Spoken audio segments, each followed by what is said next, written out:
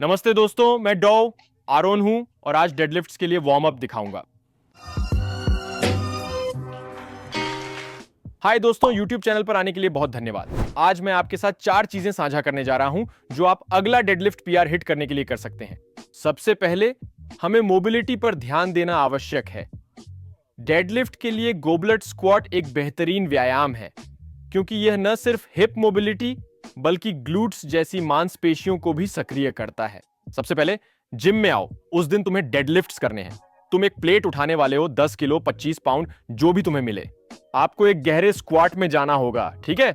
अपने घुटनों को थोड़ा साइड में ले जाइए, ठीक है। उस बाहरी घुमाव टॉर्क को बनाओ, लेकिन अपने बड़े अंगूठे को जमीन में दबाए रखो। यहां से जितना गहरा हो सके स्क्वाट करें, कुछ सेकंड के लिए होल्ड करें, कुछ इंच ऊपर आए, अपने ग्लूट्स को टाइट करें, पीछे जाकर खड़े हो जाओ, फिर अपने पैरों को थोड़ा और फैलाओ। ठीक है, फिर से नीचे झुको, जितना गहरा हो सके। थोड़ा ऊपर आओ, अपने ग्लूट्स को बहुत जोर से दबाओ, फिर नीचे जाओ, फिर वापस ऊपर। एक बार फिर अपने पैरों को थोड़ा और फैलाएं। हम उन कूल्हों को खोल रहे हैं और पार्श्व कूल्हे की मांसपेशियों में वह बल बना रहे हैं।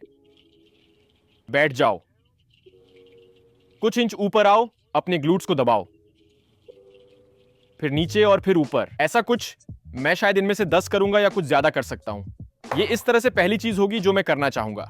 अगली चीज जो हम करने वाले हैं वो है हिप हिंग को प्राइम करना और कूल्हों की आंतरिक और बाहरी घूर्णन गतिशीलता। और हम इसे एक पैर पर करेंगे। इसे हिप एयरप्लेन कहा जाता है। अब आपको एक पैर पर संतुलन बनाकर खड़ा होना है। मूल रूप से आप एकल पैर आरडीएल का अभ्यास करके अपनी शुरुआत करेंगे। आपका पिछला पैर पूरी तरह से बिल्कुल सीधा रहेगा। एक पैर पर खड़े हो जाओ, कोर को मजबूत रखो। सिर से पैर तक जैसे टिटर टोटर होता है वैसे ही तुम मुड़ने वाले हो। तो हम पूरी तरह से आगे की ओर झुकेंगे। संतुलन के लिए जरूरत पड़े तो हाथों को किनारे पर रखें और आप इस स्थिति में कुछ सेकंड के लिए रुकेंगे। ध्यान दें कि मेरी पैर की अंगुली सीधे नीचे की ओर इशारा कर रही है। अपनी कूल्हे को इस तरह खुला रखकर शुरू न करें। इससे हिप जोड़ पर बाहरी रोटेशन हो रहा है, हम अभी वह नहीं चाहते। इसके लिए हमें न्यूट्रल हिप की जरूरत है। आप हिंग करेंगे और सही तरीके से किया तो स्टैंस पैर के हैमस्ट्रिंग्स और ग्लूट्स में टेंशन महसूस होगा। यहां से आप कुछ सेकंड के लिए रोकेंगे। आप अंदर की ओर घुमाएंगे, अपने नाभि को उस दिशा में इंगित करते हुए। फिर आप ऊपर आएंगे और बाहरी रूप से घुमाएंगे। फिर आप लौटेंगे। जैसा कि आप देख सकते हैं, यह कठिन है। आप देखेंगे कि मेरा घुटना हिलेगा। जब आप शुरू कर रहे हो तो सिर्फ कुछ इंच इधर उधर हिलाएं। आपको बड़े मूवमेंट की जरूरत नहीं है, लेकिन जैसे जैसे आप बेहतर होते हैं ये मांसपेशियां आपके कूल्हे को घुमाने के लिए जोर लगाएंगी। तो साइड व्यू से पीछे की टांग सीधी है, हम केवल कूल्हे पर झुक रहे हैं। जैसे मेरा सिर आगे जाता है, मेरी एड़ी पीछे जाती है। मैं इस स्थिति में हूं, मेरे ग्लूट्स और हैमस्ट्रिंग्स सक्रिय हैं, मैं संतुलित हूं। अब मैं हिप एयरप्लेन रोटेशन में जाऊंगा।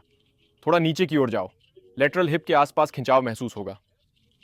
अब इसे खोलने जा रहा हूं, मैं इसे बंद करने जा रहा हूं। उसके बाद मैं धीरे धीरे ऊपर आऊंगा। मैं शायद प्रत्येक तरफ इस प्रक्रिया को 10 बार पूरा करूंगा। आप देखेंगे कि उसके बाद आपके कूल्हे थोड़े अधिक खुले और लचीले हो जाएंगे। आपके पास उस हिंग मूवमेंट में कूल्हों पर और भी अधिक नियंत्रण होगा, जो कि डेडलिफ्ट है। ठीक है, तो ये दूसरा कदम था। तीसरा कदम, हमें उन ग्लूट्स को सक्रिय करना होगा। हम एक पुल करेंगे। तो आप एक हिप सर्कल बैंड लें, ये स्लिंग शॉट का है। इसे अपने घुटनों के चारों ओर लगाइए। तुम जमीन पर लेटने वाले हो, पैरों को जमीन में कसकर जमाए। आप अपने कोर को थोड़ा सा तोड़ेंगे, अपने पैरों को अच्छी तरह से जमीन पर दबाएं, फिर अपने कूल्हों को उठाएं और अपने नितंबों को जोर से कस के दबाएं। 10 सेकंड तक पकड़ो और फिर नीचे आ जाओ। अब मसला यह है, अगर हैमस्ट्रिंग में ऐंठन हो तो 2 चीजें कर सकते हो। पहली बात यह है कि आप अपनी एडी को ग्लूट्स के थोड़ा करीब ला सकते हैं। इससे हैमस्ट्रिंग मांसपेशियों की लंबाई कम होगी और कूल्हे के विस्तार की गति में योगदान करने की उसकी क्षमता घट जाएगी। पहला कदम, अगर हैमस्ट्रिंग्स मरोड़ें, एडी करीब लाएं, कूल्हे ऊपर, ग्लूट्स में ज्यादा ताकत होनी चाहिए। दूसरी चीज जो आप कर सकते हैं वह यह है कि आप अपनी उंगलियों से जमीन में थोड़ी ताकत लगा सकते हैं। अपने पैर की अंगुलियों या एड़ियों को ऊपर ना आने दें, बल्कि इस गति में दूर धकेलें। यह आपके क्वाड्स को थोड़ा और सक्रिय कर देगा। क्योंकि हम घुटने को विस्तारित करने की कोशिश कर रहे हैं। क्वाड्स सक्रिय होने से कूल्हों को कैसे मदद मिलती है? क्वाड्स के सक्रिय होते ही वे हमस्ट्रिंग गतिविधि, जिसे प्रतिपक्षी अवरोधन कहते हैं, को कम कर देते हैं। अंतिम चीज कूल्हों को बढ़ाने के लिए आपके ग्लूट्स हैं। तो इस गति में धक्का दें, लेकिन पैर न हिलने दें। एडी या उंगलियों को नीचे धकेलने से ग्लूट्स अधिक सक्रिय होंगे। 10 सेकंड रोके रखें और लौटें। बैंड घुटनों पर है ताकि कूल्हे में बाहरी रोटेशन टॉर्क बन सके। पार्श्व कूल्हे की मांसपेशियों को सक्रिय कर। यदि आप 10 से 15 घुटने करते हैं तो मैं वादा करता हूं कि आपकी ग्लूट्स बुरी तरह जलने लगेंगी। तो यह तीसरा चरण है। जो आखिरी चीज हम करेंगे ताकि हमारी बॉडी एक अच्छे डेडलिफ्ट सेशन के लिए तैयार हो जाए, वह है कोर स्थिरता। अब फिर से, अगर आपके पास समय है तो मैं पूरी मैकगिल बिग 3 करने की सिफारिश करता हूं। वार्म अप मैंने पहले दिखाया है, यूट्यूब पर मैकगिल बिग 3 देखें। आज हम बर्ड डॉग दिखाने जा रहे हैं, जो मेरा एक बड़ा पसंदीदा है।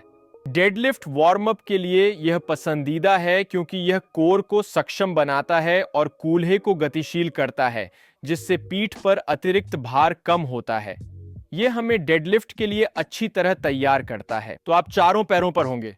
यहां से हम अपनी कोर को जमकर मजबूती देंगे। फिर हम बाहर की ओर किक करेंगे।